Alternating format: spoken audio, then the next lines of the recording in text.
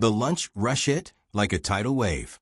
At Sunnyside Diner, a small spot squeezed between a hardware store and a dry cleaner in Boise, Idaho, the clock struck 11:45 a.m., and the place turned into a zoo. Plates clinked, the coffee machine hissed, and the line at the counter snaked out the door. Madison Harper, 27, darted between tables, her ponytail bouncing, her sneakers squeaking on the tile floor. Her apron had a ketchup stain from a breakfast mishap, but she didn't care. Table 9 needed refills, the couple at booth 4 was arguing over the check, and a kid at table 7 had just knocked over his milk. Madison kept moving, flashing a quick smile to calm a grumpy customer snapping for extra napkins. She'd been pulling double shifts all week, her feet aching, but she never let it show. Her coworker, Alex, a nervous 19-year-old, fumbled with a tray of sodas, looking like he might bolt. "Breathe, Alex," Madison whispered, steadying his tray. "You're doing fine." Behind the counter, the manager, Jordan Pierce, stood with his arms crossed, his slick back hair and sharp eyes making him look like he was auditioning for a villain role. Jordan had a way of speaking, slow, cold, like he was always one step away from firing someone. "Harper," he barked over the fryer sizzle. "Table 3's been waiting 10 minutes for their burgers." Madison didn't look up. "Sent the order already," she called back, balancing 3 plates on her arm. Jordan scoffed. "Then check on it yourself. Don't just stand there." Madison bit her lip. She'd worked under Jordan for 2 years and knew arguing was pointless. His voice wasn't loud, but it cut deep, reminding everyone they were replaceable.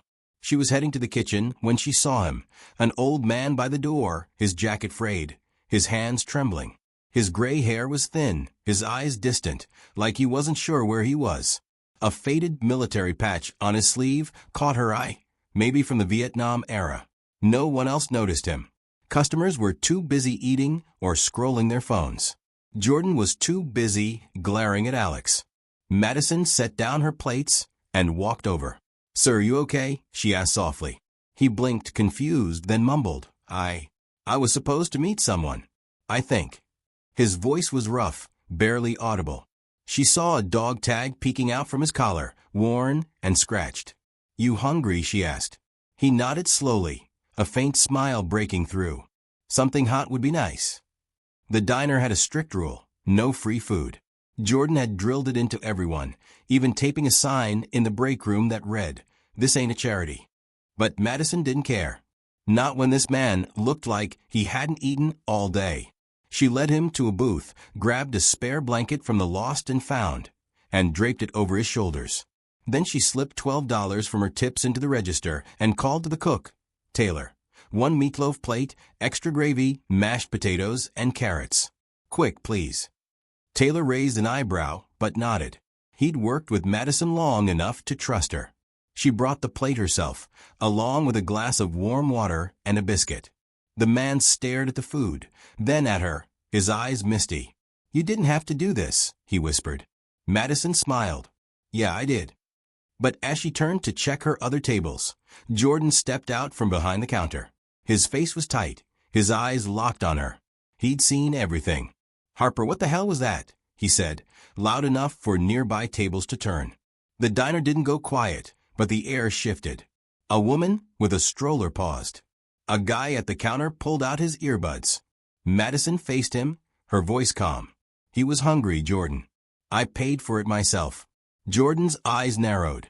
"Doesn't matter. You don't give away food. You think you're running a soup kitchen now." Her cheeks burned, not with shame, but with anger. "He's a veteran. I wasn't going to let him sit there starving."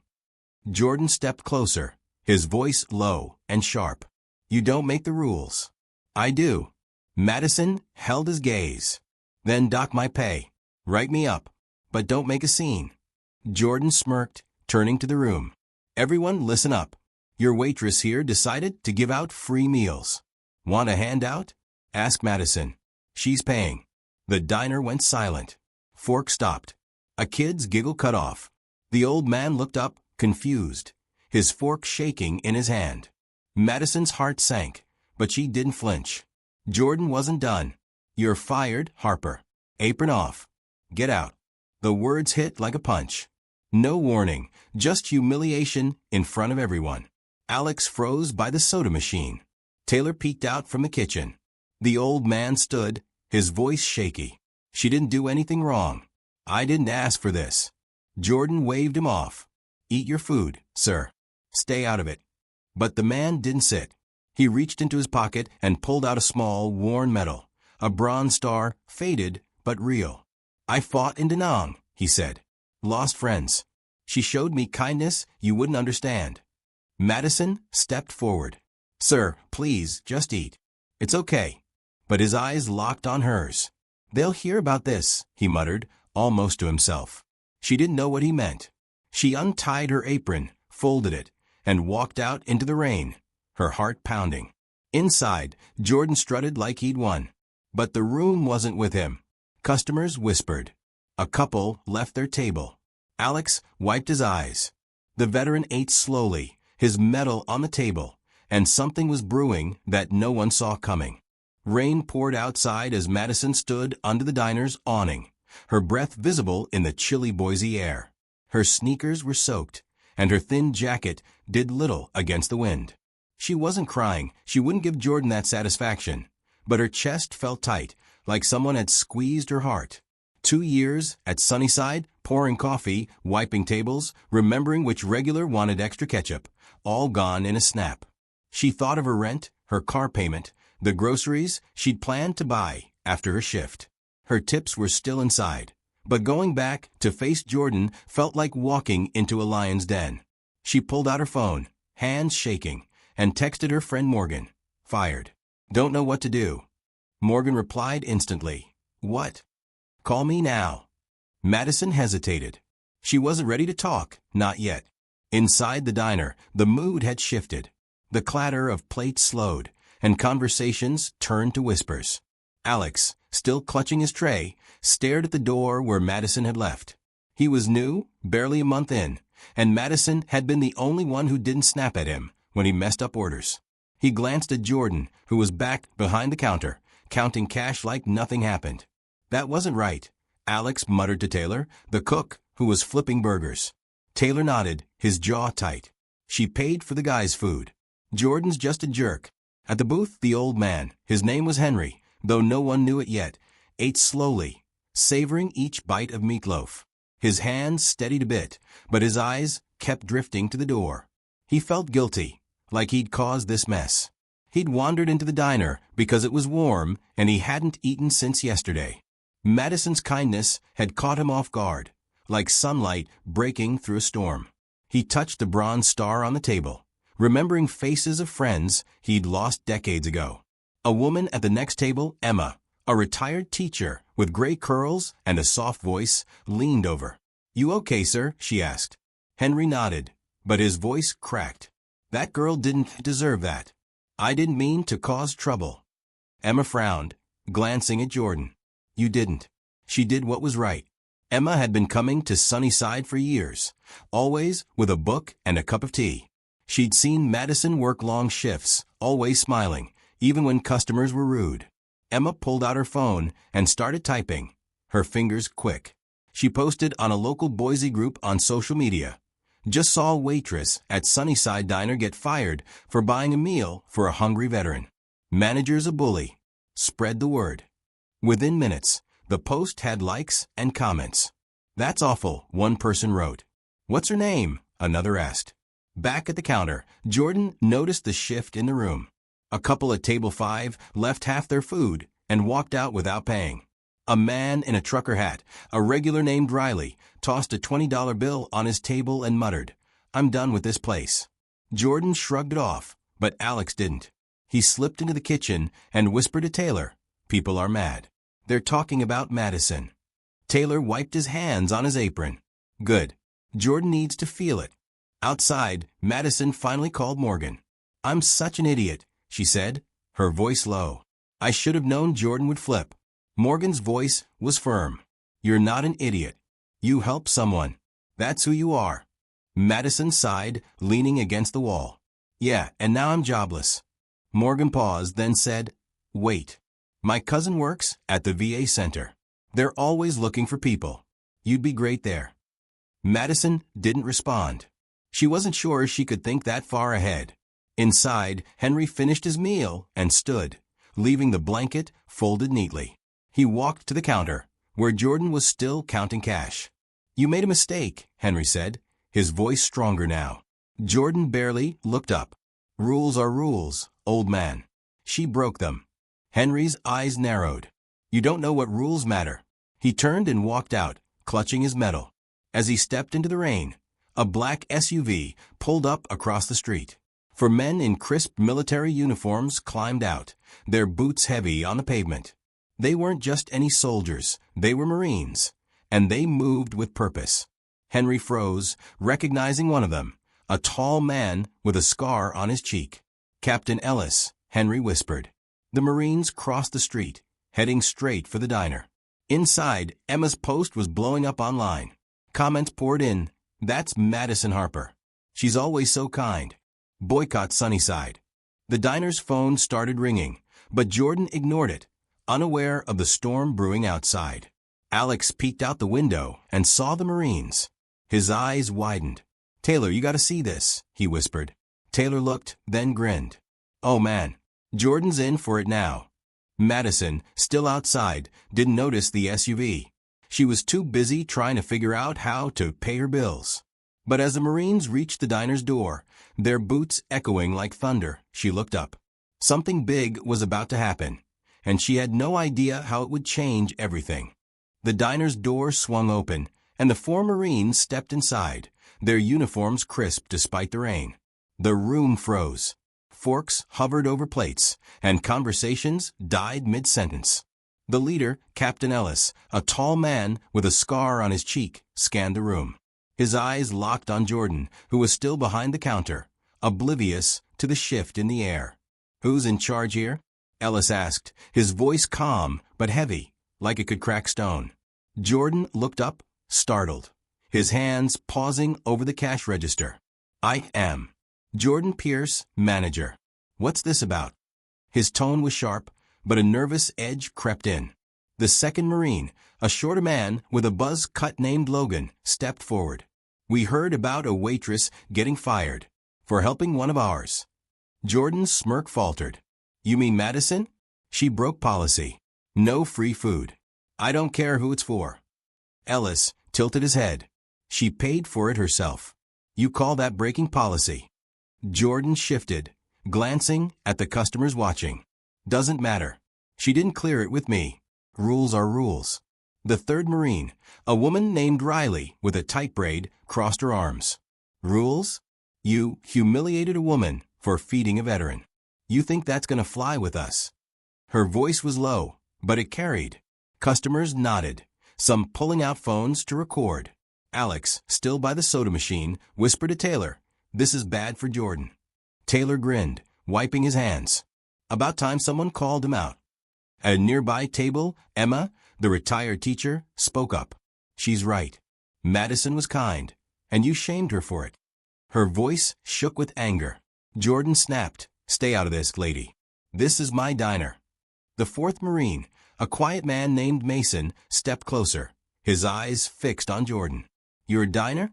Then you're responsible for what happens here, including running off good people." Jordan opened his mouth, but no words came. The air was thick, and he was losing the room. Outside, Madison sat on a bench under the awning, her phone buzzing with Morgan's texts. "You still there? Pick up." Madison ignored it, staring at the rain. She felt hollow, like the world had pulled the rug out from under her. Then she heard the commotion inside, raised voices, heavy boots. She stood, peering through the window. The Marines were surrounding Jordan, and the diner was alive with tension. She pushed the door open, her wet hair sticking to her face. "What's going on?" she asked, her voice small. Henry, the veteran, was standing near the counter now. He saw her and stepped forward. "These are my friends," he said, his voice steady. "I called them." Madison's eyes widened. "You called them? Why?" Henry's gaze softened. "Because you reminded me there's still good in the world. I wasn't going to let this slide." Captain Ellis turned to her. "You're Madison Harper?" She nodded, unsure. "Yeah." I don't understand, Ellis cut her off, his voice kind but firm. You helped one of our brothers. We don't forget that.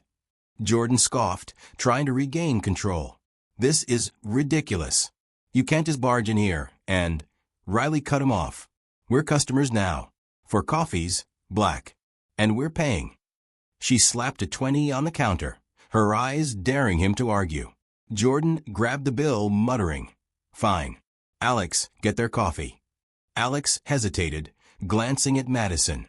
I don't think I should. Jordan's face reddened. You want to be fired too?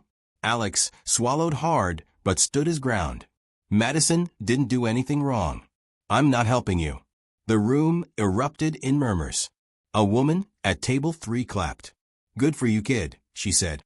Taylor leaned out from the kitchen. I'm with Alex. You're out of line, Jordan. Jordan's jaw dropped. You're all turning on me? For her. He pointed at Madison, who stood frozen, her heart racing. Emma stood up, her book slamming shut. Yes, for her. Because she's got a heart, and you don't. The diner's phone rang again, louder now, and Jordan ignored it. But outside, the news was spreading. Emma's post had gone viral in the Boise group, with hundreds of shares. Sunnyside's manager fired a waitress for feeding a veteran. One comment read, Never eating there again, said another. A local news van pulled up across the street, a reporter stepping out with a camera. Madison didn't notice. She was staring at Henry, who gave her a small nod. You don't know what you started, he said softly. But it's not over. Captain Ellis put a hand on her shoulder. We're not done here, Madison. You're not alone. She felt a lump in her throat, not sure what to say. The Marines sat at a booth, their presence like a wall between Jordan and the rest of the room. Customers started leaving, some tossing cash on tables, others just walking out. Jordan shouted after them, You'll be back. This is nothing. But his voice cracked, and the diner felt emptier by the second. Madison stepped outside again, needing air. Her phone buzzed, Morgan again. Check the Boise group online. You're famous. Madison frowned, opening the app. Her stomach dropped as she saw the post, the comments, the shares. People were calling her a hero. She didn't feel like one. She felt scared, lost, and a little hopeful, all at once. Inside, the Marines sipped their coffee, watching Jordan like hawks. Something bigger was coming, and the diner was just the start. The rain slowed to a drizzle, but the tension inside Sunnyside Diner crackled like a live wire. Madison stood outside, her phone still open to the Boise group's post, now with over 1,000 shares. Comments flooded in, Madison's a saint. Sunnyside's done for. She scrolled, her hands trembling, unsure how to feel about strangers calling her a hero. Inside, the Marines sat at their booth, their coffee untouched, eyes fixed on Jordan. Captain Ellis leaned forward, his voice low. You got a boss above you, Pierce? Someone we can talk to. Jordan wiped sweat from his brow, his confidence crumbling. I run this place.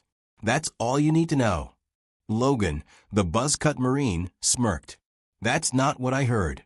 There's an owner, right? Someone who might care about this mess. Jordan froze. He didn't answer, but his eyes darted to the back office. Alex, still by the counter, caught the look and whispered to Taylor. He's scared. There's got to be someone higher up. Taylor nodded, flipping a burger with more force than needed. Bet it's Miss Carter. She owns half the diner, but never shows up. Emma, the retired teacher, overheard and chimed in, Sophie Carter? I know her. She's not like him. She pulled out her phone again, typing furiously. I'm texting her now. Jordan snapped, Stop meddling, old lady, but his voice shook. The room wasn't his anymore. Customers were leaving in droves, some filming the Marines, others muttering about boycotts. A young couple at table 6, Avery and Quinn, stood up. We're out, Avery said, tossing a tip for Madison on the table. This place is a joke. Quinn added, Yeah, and we're telling everyone. Jordan's face turned purple. Go ahead. I don't need you. But the diner was nearly empty now, only a few stragglers left. The phone rang again, and this time Alex picked it up. Sunnyside Diner, he said, then paused, eyes wide. Yes, ma'am. He's here. He held the phone out to Jordan. "It's Ms. Carter." Jordan snatched it, his voice low. "Sophie, I've got this under control." But his knuckles were white, and everyone could hear the sharp voice on the other end. Madison, still outside, didn't see any of this. She was on the phone with Morgan now, her voice breaking. "I didn't mean for this to blow up. I just wanted to help that guy." Morgan's voice was excited. "Madison, people are rallying for you. The news van's there. You're gonna be okay." Madison shook her head, wiping her eyes. "I don't want to be famous. I want my job." Morgan softened. "I know. But maybe this is bigger than the diner." Before Madison could reply, a woman approached, a reporter, her microphone clipped to her jacket, a cameraman trailing behind. "Madison Harper?" the reporter asked, smiling. "I'm Claire from Channel 7. Can we talk about what happened?" Madison blinked, caught off guard. I don't know. It's not a big deal." Claire's eyes were kind. "It is to a lot of people. You helped a veteran, and it cost you your job. That's a story." Madison hesitated, then nodded. "Okay, but I'm not good at this." Claire waved to the cameraman. "Just tell us what happened." As Madison started talking, her voice shaky but honest, the diner's door opened again. Henry stepped out, his bronze star pinned to his jacket. He saw the camera and froze, then walked over. "She's telling the truth," he said, his voice rough but clear. "I was hungry. She fed me. That's all you need to know." The cameraman swung toward him, and Claire's eyes lit up. "Sir, are you the veteran?" Henry nodded. "Henry Walsh. Served in Nam. This girl gave me more than food. She gave me hope." Madison's cheeks flushed. She wanted to disappear, but Henry's words hit her hard. Inside, Jordan hung up the phone, his face pale. Sophie Carter was on her way. The Marines stood, their chairs scraping the floor. Ellis looked at Jordan. "You might want to start explaining yourself now." Jordan stammered. "This is getting out of hand. I was just doing my job." Riley, the female Marine, laughed coldly. "Your job? Bullying a waitress for being human."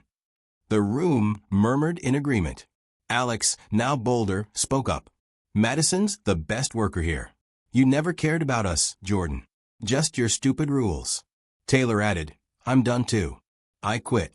He tossed his spatula on the counter, and Alex nodded. "Me too." Jordan's eyes widened. "You can't just walk out." But they did, heading for the door. Outside, the news crew was filming Madison and Henry. The Boise Group post had reached thousands now, with comments like, "We're starting a fundraiser for Madison," and "Shut Sunnyside down." A small crowd gathered, locals drawn by the social media storm. One woman, a nurse named Harper, shouted, "We're with you, Madison." Madison looked at her, stunned. "Why are you all here?" Harper smiled. "Because you did something good, and we're not letting it go." Henry leaned closer to Madison. "I told you, they'd hear about this." She looked at him, confused. "Who's they?" Henry smiled faintly. "People who care." As the crowd grew, a sleek car pulled up. A woman in her 50s, Sophie Carter, stepped out, her face grim. She owned half the diner, but had left it to Jordan's control. Now she was here, and the air shifted again. Madison didn't know it yet, but the story was about to take another turn. The crowd outside Sunnyside Diner grew louder, their voices mixing with the patter of rain. Madison stood frozen, her wet jacket clinging to her skin, as Claire, the Channel 7 reporter, kept the camera rolling. "So Madison, what made you help that veteran?" Claire asked, her voice gentle but eager. Madison shifted, uncomfortable under the spotlight. He looked hungry, tired. I couldn't walk away." Her words were simple, but they hit hard.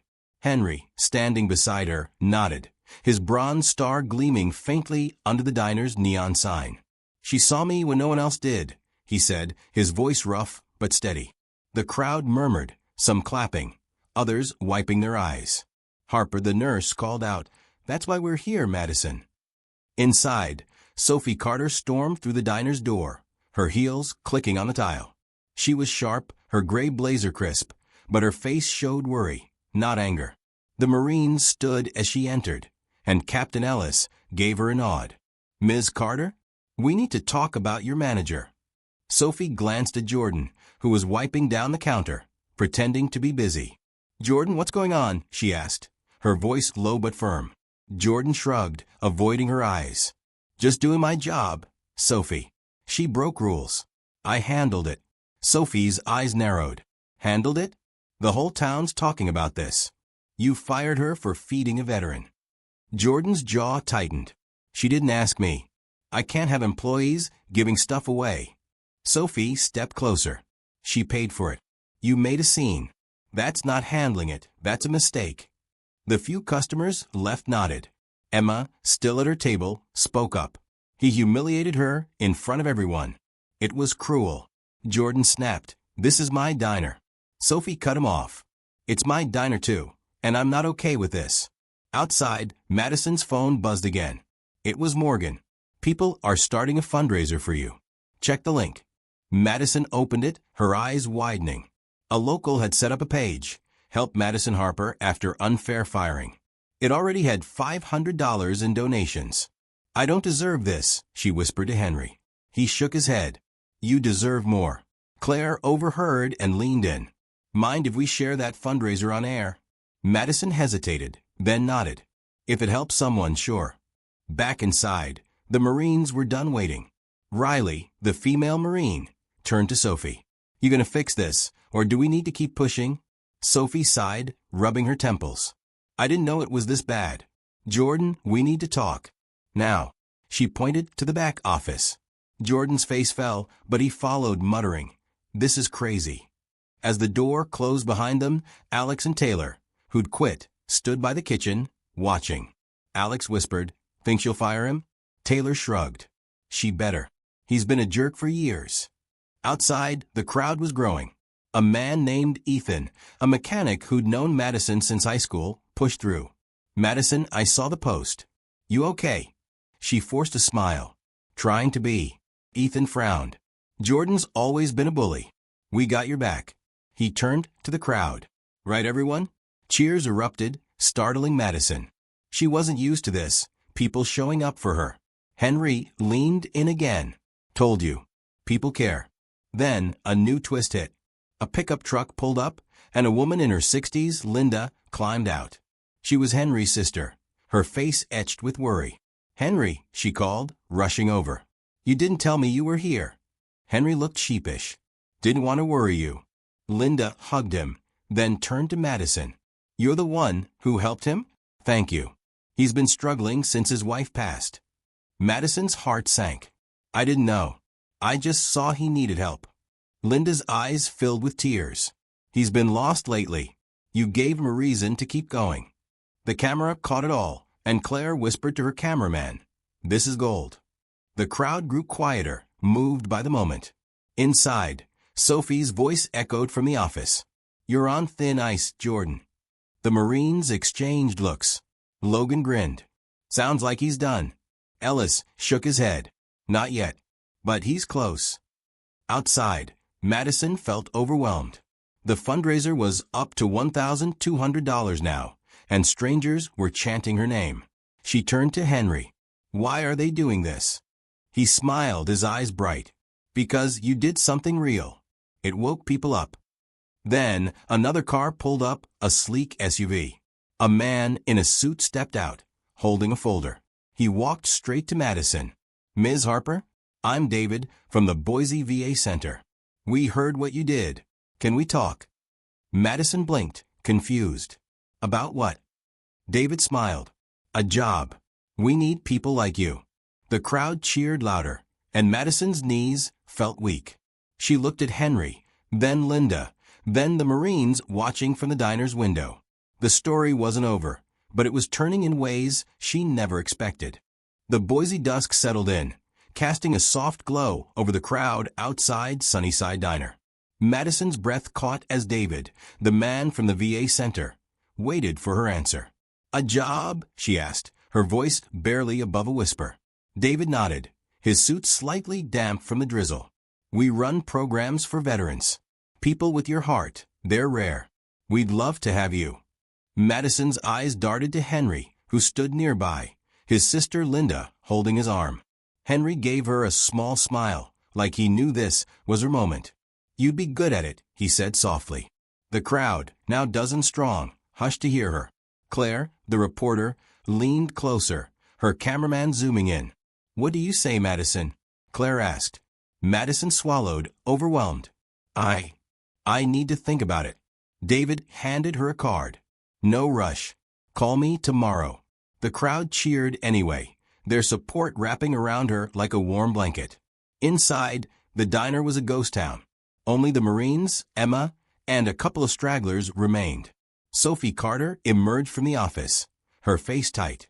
Jordan trailed behind, his head down. "Everyone," Sophie said, her voice carrying. "I'm sorry for what happened. I didn't know things had gotten this bad." Emma stood, her hands on her hips. "So, what are you doing about it?" Sophie glanced at Jordan, then back at the room. Jordan stepping down. Effective immediately. Gasps rippled through the few left inside.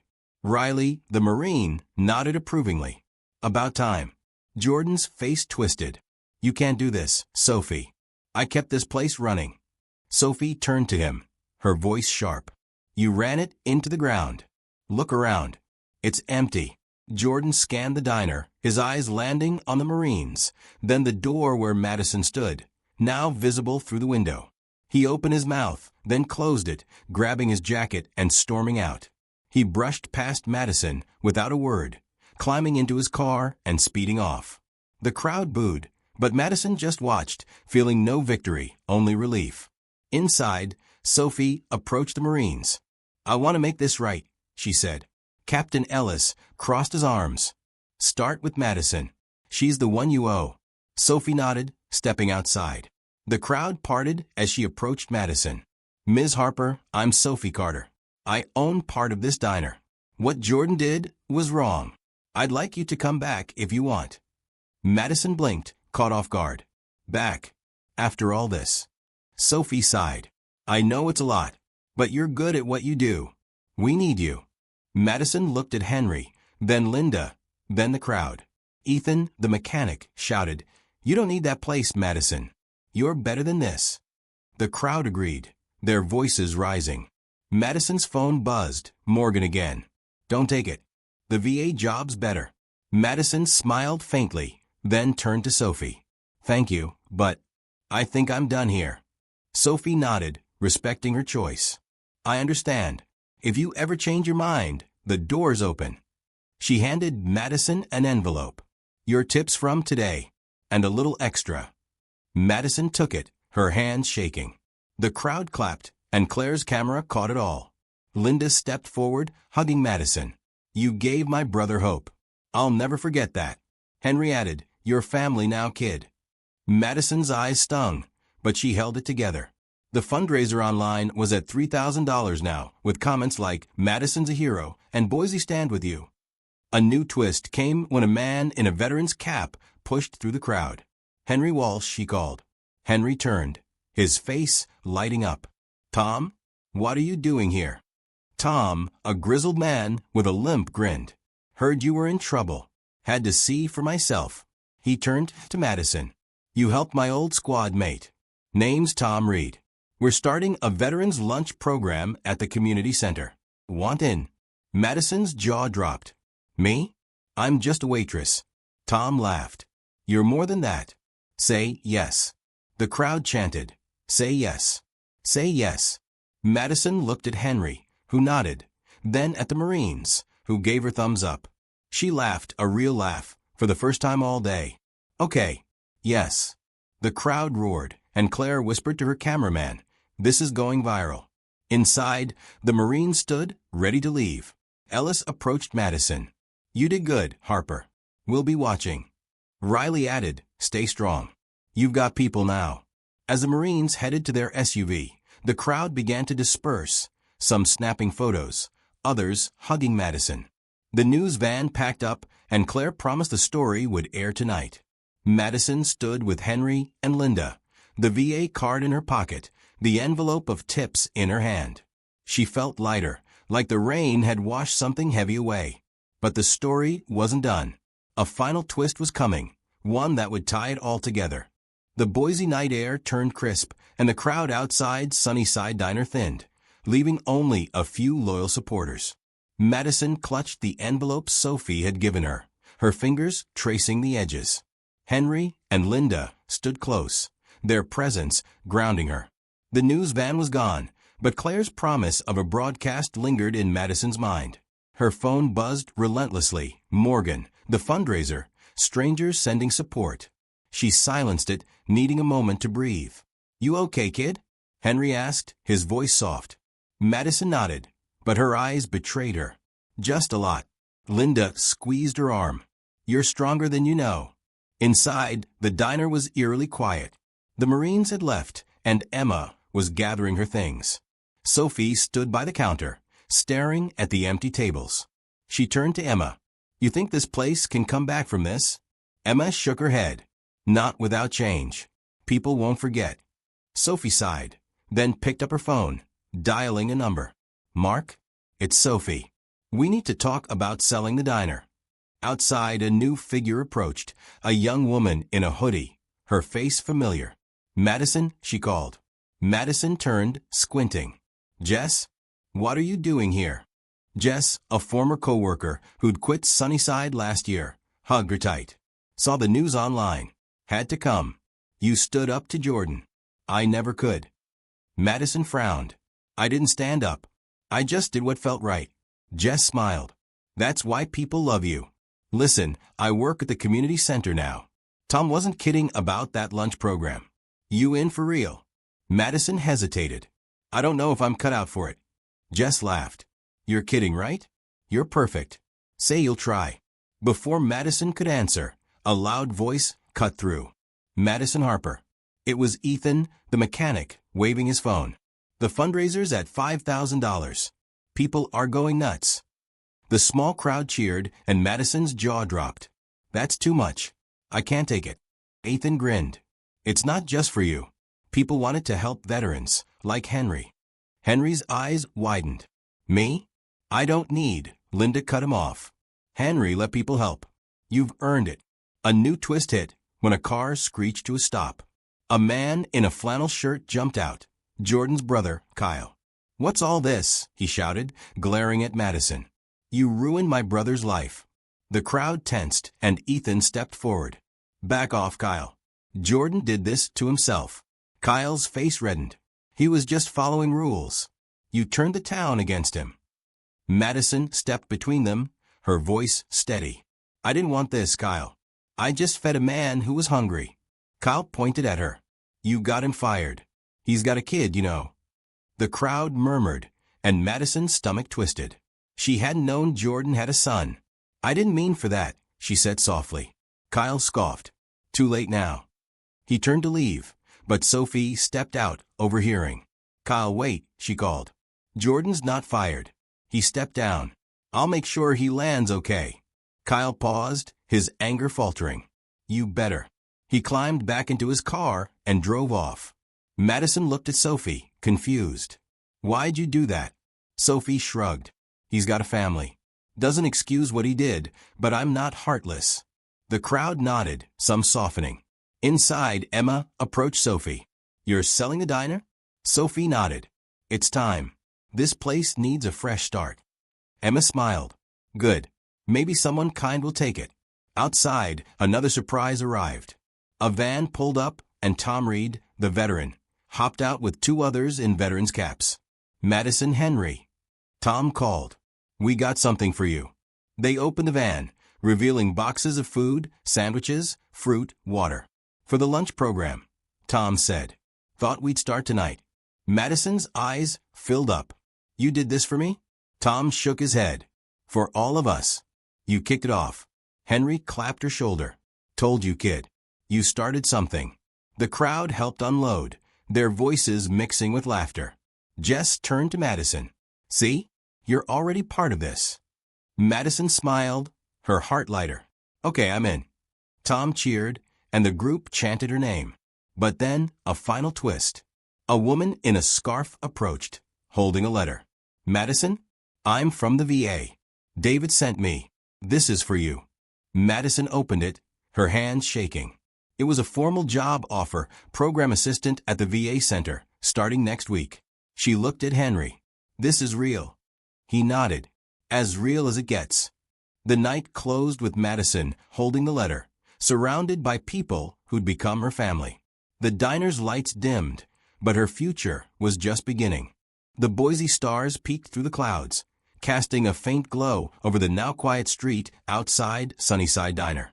Madison stood with Henry, Linda, and Jess, the VA job offer letter crinkled in her hand.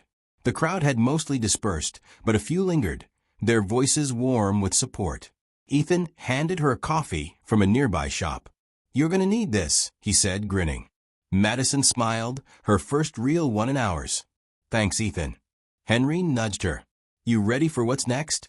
She looked at the letter, then at him. "I think so." Inside, Sophie locked the diner's door, the closed sign swinging. She turned to Emma, who was still there, sipping tea. "What do I do with this place?" Sophie asked, her voice tired. Emma set her cup down. "Find someone who cares.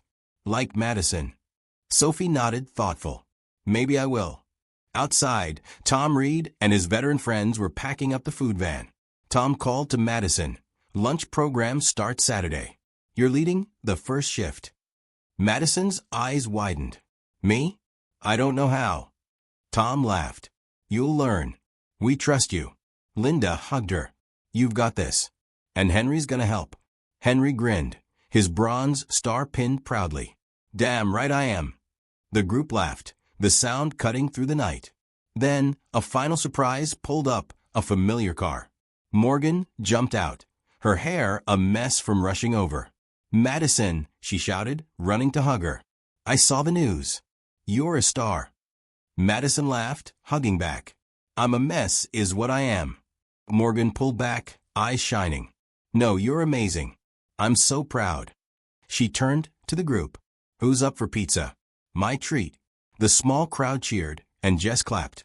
"Now we're talking." As they headed to a nearby pizzeria, Madison's phone buzzed one last time. The fundraiser had hit $7 with a note for Madison and the veteran lunch program. She showed it to Henry, who shook his head. "You did this, kid." She smiled but said, "We did it." At the pizzeria, the group crowded into a big booth, pizzas piling up. Tom raised a soda. To Madison, who reminded us what matters. Everyone roared, and Madison blushed. "And to Henry," she added, "for showing me courage." Henry nodded, eyes misty. To courage. The night grew loud with stories. Henry's war days, Linda's memories of their childhood, Tom's plans for the lunch program. Madison listened, feeling like she belonged. A week later, she started at the VA center, her desk covered with photos from that day. Her, with Henry, the Marines, the crowd. The lunch program took off, with Henry and Tom as regulars, serving meals to dozens of veterans. Sunnyside Diner sold to a local couple who renamed it Harper's Place, with a menu note thanking Madison for her kindness. Jordan found work at a gas station, quieter now, his son still smiling when he picked him up from school. Madison visited Henry often, their bond like family. One day, he gave her a small pin, a replica of his Bronze Star. "For your fight," he said. She pinned it to her jacket, tears falling. The story ended with a simple truth. One act of kindness can spark a fire. Madison learned it, Boise lived it, and the world watched, reminded that small choices build a better tomorrow.